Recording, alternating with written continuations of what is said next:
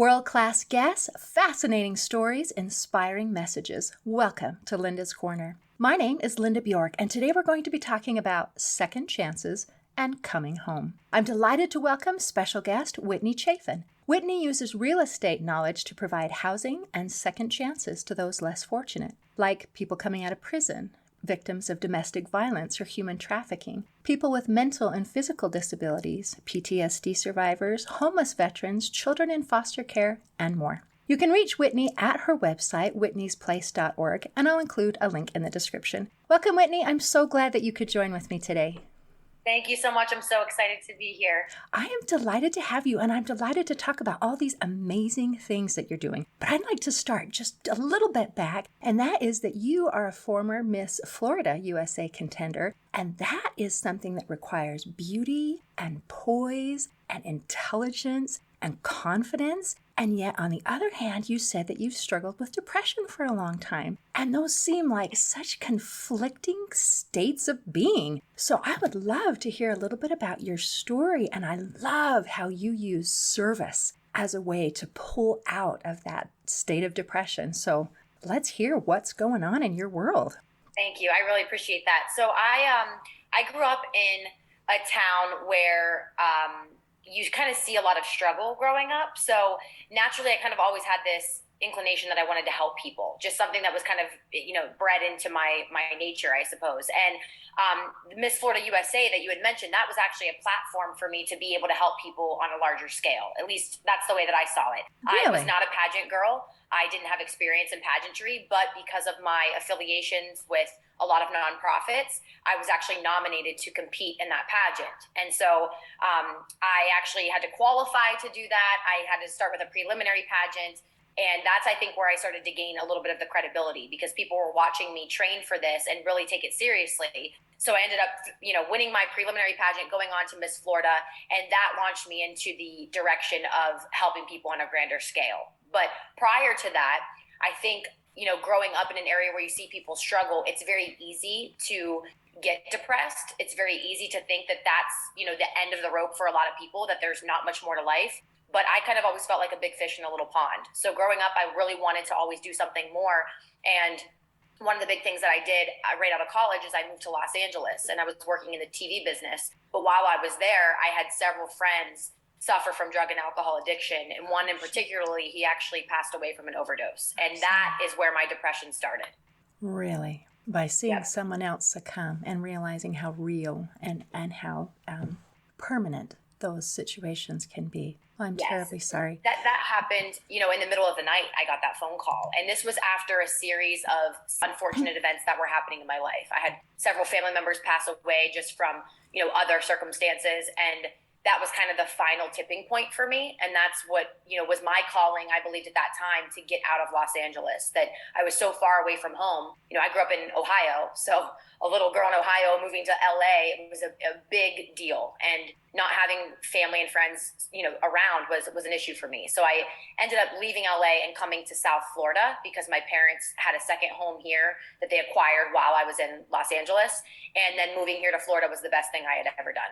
Wonderful. And so a couple things that you use to help pull out of that. One is that you used family connections and connecting with people that you care about. And then that other thing was reaching out and being able to help other people. And those two things, were those your main strengths to help kind of put you in a better place? I would say yes. I mean, I've always been into reading. I've always been very faith-based. I've always been one to kind of express gratitude, but I didn't really understand the power that prayer or, writing or any of that stuff had in my life until that point. It was almost like I was at a crossroad where I had to look to a greater source of myself or than myself to be able to kind of get through it. And so family connection was very important. The sunshine was very helpful, being in a state where the sun shined nearly 365 days a year. And also expressing gratitude. But one big thing that really, really helped me was volunteering. And I was told that, when you start helping other people, you start to appreciate the little things in your life. And it's so true.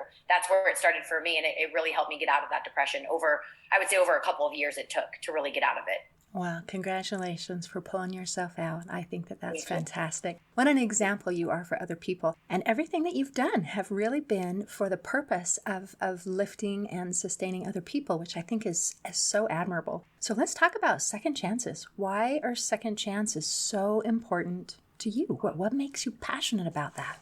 Yeah, I don't really know if there's a one answer to it. I think in my own life, I see areas where I wish I would have had a second chance to do something. And one example was living in LA. I had a huge opportunity to work in the TV business, and I don't want to say I blew it, but it was almost like I let my emotions get the best of me and I didn't stick it out. But at that same time, you could say that everything happens for a reason. That's the reason that I left there. It led me to so much greater. But I think for a long time, I beat myself up about leaving that opportunity. And Miss Florida was my first second chance. That was like, wow, this is actually an opportunity for me to be somewhat in the spotlight, but more importantly, to be able to spread a mission that's important, which is helping others to help yourself. And, that was, I think, one of the main reasons for second chances. But then I've always just kind of had this, like I said before, inclination to help people who need a second chance. And I don't know if that's because of where I come from or what I've just seen through the years of friends and family members just, hoping for better or wanting more out of life. But it all just kind of led back to my own personal story of needing a second chance on my own. Wow. That is so beautiful and so amazing. And one of the sentences that you said that I really appreciated was that you are helping other people to help themselves. Sometimes in this when we're trying to help people and when we're trying to do service-oriented things, it keeps people not that we mean to, but it keeps people in kind of a victim role and a victim mentality and in a state of helplessness rather than empowering them to be able to move forward and to increase and to grow and to do things on their own. So I really, really appreciated that distinction. And the particular avenue that you have chosen to help people is through real estate, which I find fascinating because that's not, as I've talked to different people who all do wonderful things, that this is a first for me. First time that I have heard that this as an avenue. And yet it's brilliant because we all need a place to live. So do you want to talk about how you got started in that and where that came from and the direction that that's going? Sure. So my parents were actually real estate investors since before I was born. And when I was about 11 years old, my dad went to a workshop to learn more how to invest in real estate. There's these seminars that they hold nationwide where they can teach you more of the details of investing on a larger scale. So my dad became a student of this company. This was back when I was 11 years old. And within a matter of 5 or 6 months, he basically became a multimillionaire through investing in real estate. And I say that just because people, in that business would understand the capacity of that. But that's not to brag or anything like that, because my life didn't change much, when they became financially well off, because we do still have that hard work mentality. So my dad made sure that if I ever wanted to invest in real estate, he was not going to give me the properties or the money. He said, you're going to go the same path I did, and you're going to learn how to do it. So long story short, when I was about 25 years old, I just finished the Miss Florida USA pageant. And I don't want to say that I was becoming depressed again, but I think I was at another crossroads in my life of wanting more than where I was currently at. And that was wanting financial freedom and wanting money to be coming in without me having to go to work, and more importantly, without asking permission to have holidays off or weekends off or, birthdays off and things like that. So 25 years old, I decided, what, I want to start investing in real estate. So my dad said, you're going to go, to the same company I did, which was Legacy Education. I became a student of their company in February of 2016. I started taking classes on how to learn how to invest in real estate, leveraging other people's money, because at that time I was in a terrible financial position. I did not have capital to be able to go out there and buy real estate and put 20% down like we're all taught.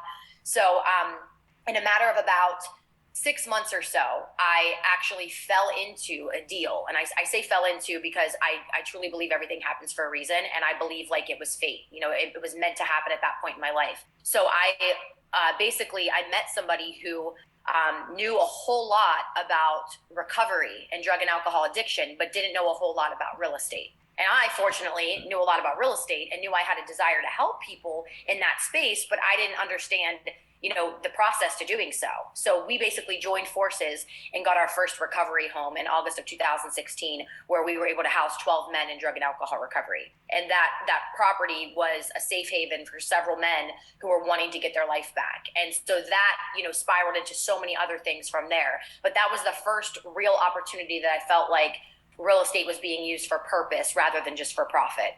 Wow. Okay. That is epically awesome. Okay. So when you're in the process of creating this or finding this home, this location to be able to help these people, who buys the home and who is paying the rent? And do the tenants, is the government doing it? I mean, tell me more. There's so many different avenues to it. And that's why we kind of teach this more in depth at Legacy Education, because there's so many different facets to it. And depending on your level of understanding of real estate, of money, of, the programs that you want to work with, it can all kind of depend on that.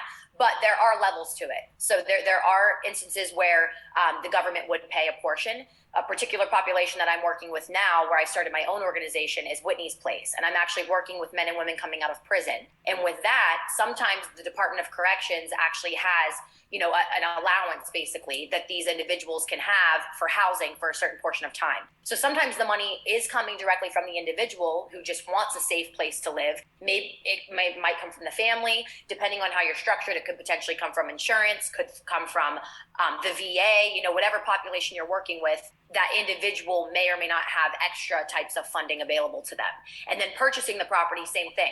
You may own it through a business, a nonprofit, an individual. Sometimes we do these deals and we don't even own the properties. You can lease them from the owner and be able to kind of sublease them to somebody else because you have a mission and a plan and a business in that as well. So, it really depends, but there's a lot of different opportunities throughout, whether you're in a position to pay for the property yourself or not.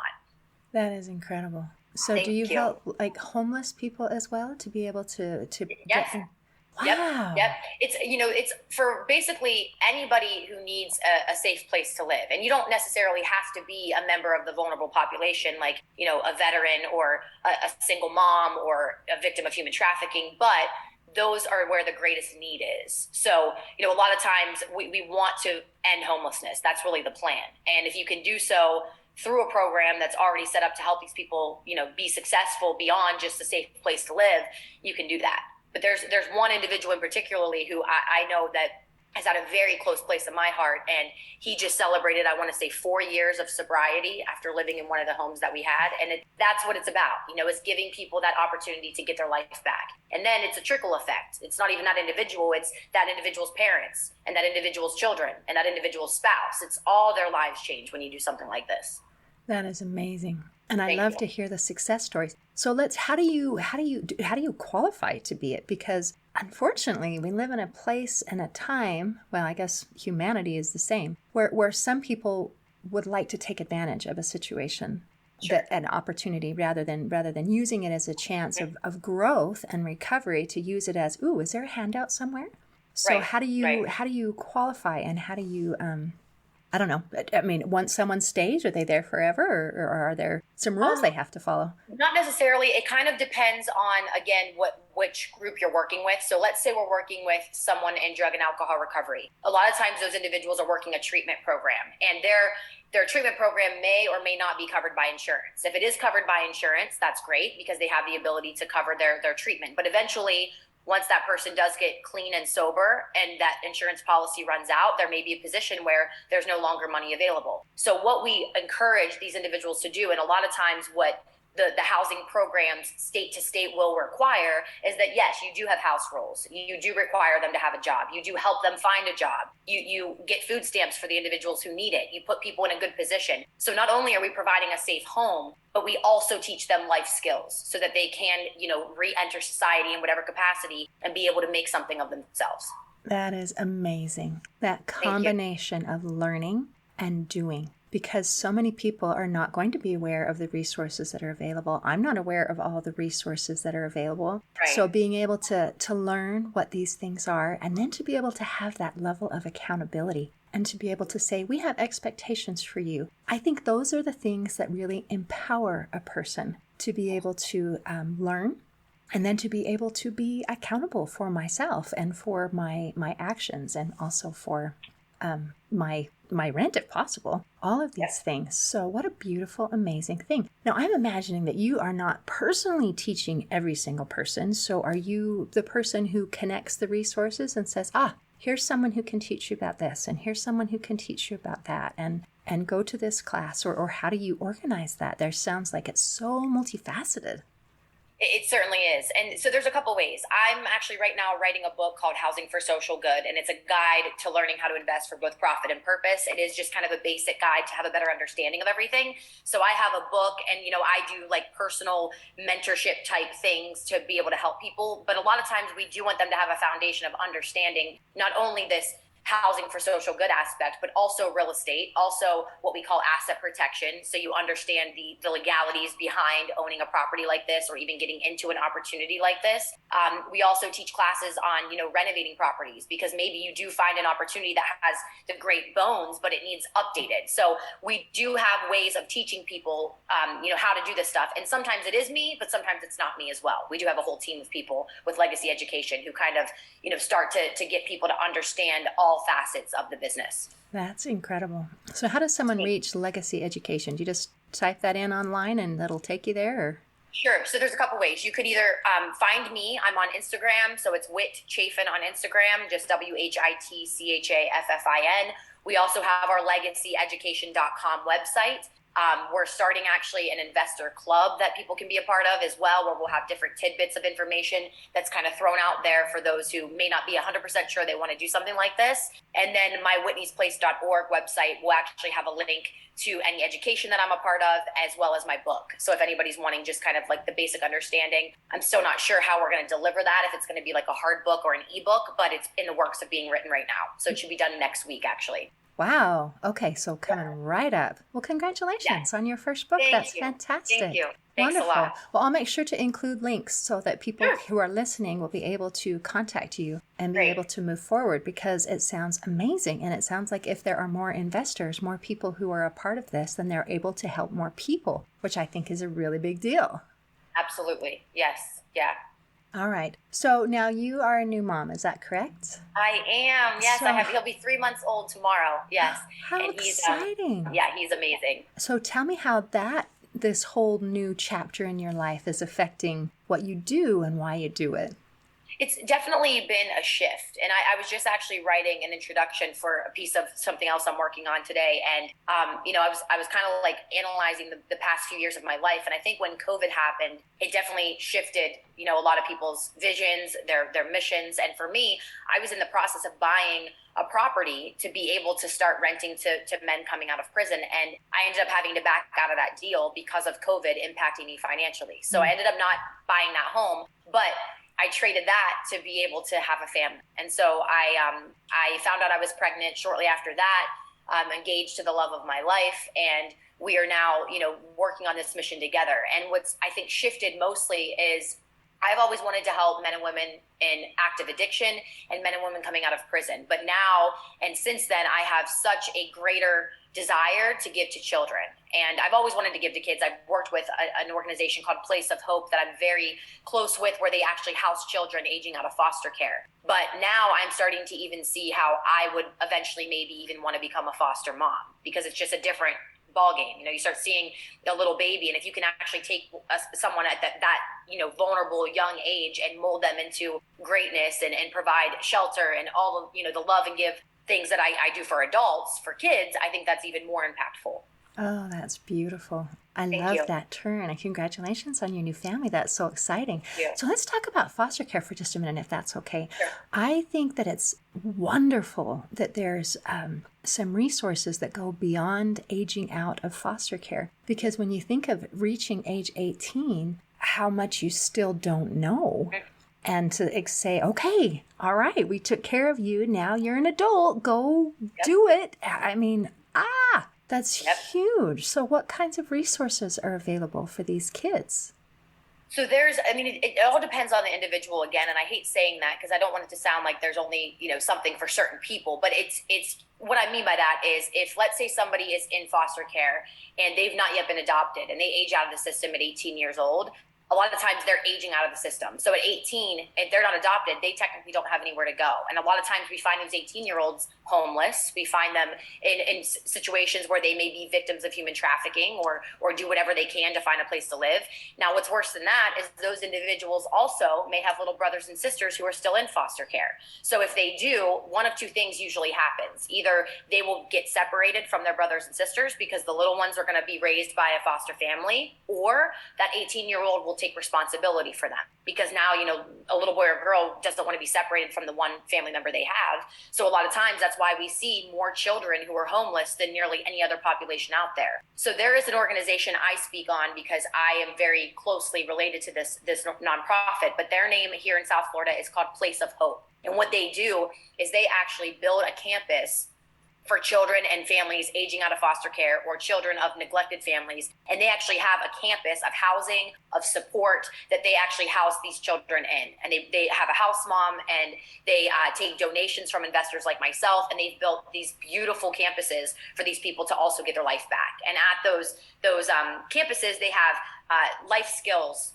workshops. They offer cooking classes. They teach them how to do interviews. And so not only are they a shelter for them and their living, but they also have all these avenues to learn life skills, just like anybody else, coming out of prison or anything else that we work with in these populations.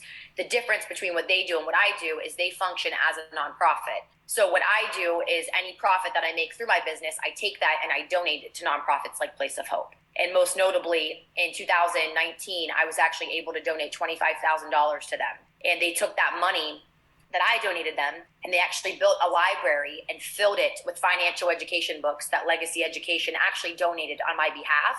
But what's even cooler than that is April 16th of 2019, they named that library after me and my family. So it's really, really cool how, when you give to the world, it really does come back to you. That's beautiful. And because you had other people on your team, that $25,000 carried even more weight than it would have just if it was just on your own. Yep. That's incredible. No, I'm so grateful. That is a really, really big deal because that gives people a chance to be able to be successful and to be happy and to be safe. We have to start with being safe and having a place to live that is comfortable and having people be able to teach and having an opportunity. That is huge. So thank you for your service and for all the things that you've done and the influence that you have on the lives of these kids.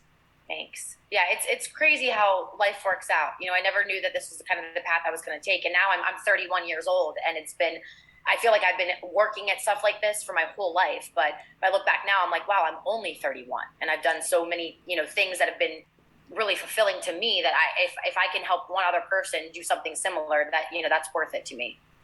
Oh, you're definitely helping more than one other person. And so many different facets. It's fascinating how you have the interests in so many different fields. So do you have connections of people who are in the foster care system or that are recovering from the drug and addiction or coming out of prison, or it just is just your heart just awesome? It's a combination. Yeah, the foster care, I don't have anyone particularly like in my family who was in the foster care system, but addiction and reentry, I do. I've had a lot of friends and family members suffer from addiction, have spent time in prison, in and out of prison. And so I have actually learned a lot about the prison system just from my own family of sending money or sending letters to family members and learning how that works and how, when you're in prison, you may get a pair of underwear and a tank top, and that's all you have for the entire duration that you're there. Or, I've learned how far $20 can actually go in the prison system, or how far it will not go in the prison system, depending on where they're actually located. So there's been a lot of just family stuff that I've learned through the years. And I think that I'm also amazed at how now I actually do this as a business and do this for a living, I should say, and make it my livelihood. It's just crazy how it all works out. I never knew, growing up that this is exactly what I wanted to do or that I was going to do. But I think those personal relationships and experiences definitely shape us, whether we know it or not. Definitely. And I'm thinking now back on your story of being in California and deciding to move to Florida. And I think that was an upgrade, not a missed opportunity, but a course correction that enabled you to be able to help so many other people along the path, that it's quite beautiful. So I guess things happen for a reason, right? They do. I truly believe that. And it's interesting because even to get out of California, I took any job I could just to get me to Florida. And that job was working at a car dealership. So I'm thinking to myself, leaving California, I'm leaving TV to go work at a car dealership. Like why? Like what's wrong with me? Why am I, giving up my dream for this? But that was the best thing I could have done for myself, because at that dealership, my role was to actually do advertising for, basically I worked as the marketing director for the owner of the dealership, and the owners happened to be completely blind. Like they had no usable vision whatsoever. So they're, the traditional forms of advertising where you do print or you do TV, they didn't really like that because they couldn't see it. So it was like for them, it wasn't doing a whole lot. But what they really liked to do was a lot of grassroots advertising. So we had nonprofits that would approach the dealership and say, hey, we would love to have Lincoln Motor Company, be the corporate sponsor for our event. The corporate advertising fee for that is $10,000, for example. So I would be the one securing that advertising for those nonprofits, to where the point was, I think when I started, we had 6 nonprofits we worked with. By the time I was done, I think we were up to 67 nonprofits. So I got this huge, relationship with all of these different organizations. And that's how I was actually nominated for Miss Florida. But what I learned is all of those nonprofits, not even just, recovery and reentry and children in foster care, but every single one of those nonprofits lacked housing. So it's, this is not just a vulnerable population thing. This is even extends to nonprofits. We had a woman working at our dealership who was suffering from breast cancer, and she couldn't get to and from her appointments, and she had no place to live that was safe to be able to recover from her treatments. So, right there, you could have a medical type of shared housing. It doesn't necessarily have to be, someone who's, in a vulnerable state. But I mean, I guess they are on both sides of that. But it just extends beyond what we've even talked about. That's incredible. Well, do you want to talk about the law of attraction a little bit? It seems I like love you the law have of pulled attraction. things into your life that were just right for you. Yes, I truly believe that the life that I have, I've manifested, the good and the bad. I truly believe that. And I think my gratitude practices is really what got me into that. I never really understood the law of attraction and manifesting things until COVID happened. Because right before COVID, I was saying to myself, I'm doing great things. I was actually a professional speaker traveling the nation, explaining what I do right now, like what I'm talking about now, but I was paid to do this on a national scale. And one, I wanted to manifest money, and I did that. Secondly, I wanted to manifest, the most handsome man in the world. And I wrote down exactly what I wanted in another being. And a month later, he appeared in my life randomly. Wow. We have a beautiful baby boy. I said I wanted a family. The engagement ring that I visioned in my mind and wrote down, I now have on my finger, and my fiance had never seen it. So it's just amazing how you can truly do that. But I think it's a lot of what you give. If you have good energy and you're in a vibrational state that allows for that, for other people to come in, I do believe it happens. And you are witness and proof that it does. Yeah. That is awesome. And I'm sure that your personal mission of paying it forward is also very helpful in being able to manifest all of these wonderful things. So I'm delighted to have a chance to meet with you today and to visit and to learn about all the incredible things that you're doing and these resources that are available. It just makes my heart just so happy to know, because I think myself and many other people, we're trying to do good in the world. We're trying to bring good, and to learn of some of the things that the other people are doing. It's like, oh, that's so wonderful that this good is being done, because there's so much need, and I think every person can contribute and to help make the world a better place. So thank you for visiting with me today. I really appreciate your time. Yeah, you're very welcome, and I really appreciate the opportunity to be here. I hope that those listening, take something from this to be able to go out there and manifest the life they want to. I do too. In closing, I'd like to share a quote by Rick Price. He said, "Every moment of your life is a second chance." Today, I invite you to embrace your second chances and support and encourage others who are trying to do the same. See you next time on Linda's Corner.